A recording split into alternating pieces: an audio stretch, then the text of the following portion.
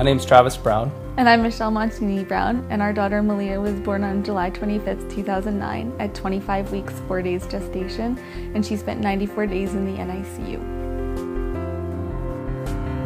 The whole third pregnancy was very scary because we knew what we had to lose, basically. You know, with your first pregnancy, you're very naive.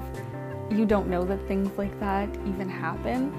And so we were very nervous and, you know, kind of on pins and needles. And when I first found out I was pregnant, I believed, and I don't know why, I just believed that everything was going to be okay with the baby. And even when I went into labor with her, when they're like, no, you're delivering her, I just had a feeling that everything was going to be okay. So I just had to trust in that. It was scary. You know, there's a whole NICU team in the delivery room. There's the delivery team. It feels like there's like 30 people watching you, waiting for this baby to come out. And they were amazing. They were an amazing team. Well, I think just with like our previous experiences with a loss of a child and a miscarriage, and just going into a situation not knowing what to expect was pretty tough. But I mean, I just wanted to be there for Michelle mostly, and keep her as positive as possible, and keep our minds focused on you know, what's at hand, and to make sure that this pregnancy would last and have a little girl.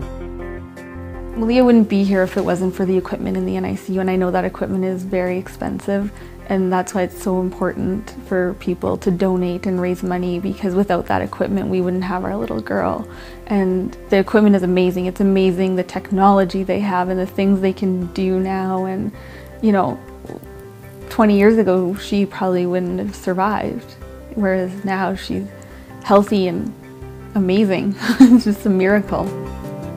Well, I know that just through experience, I always heard Z99, the radiothon on the radio, and I never had donated to the radiothon, but now it's in the back of my head that this is probably something that I'd support for the rest of my life.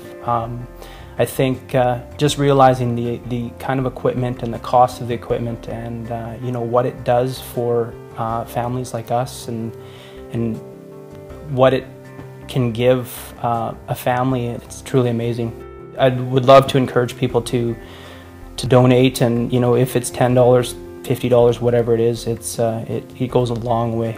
So yeah, when they say saving babies' lives, they are saving babies' lives. They really are. Being born at 1 pound 12 ounces and coming home at almost 6 pounds, yeah, like Michelle said, she's the biggest fighter I know, and she's almost like a little hero.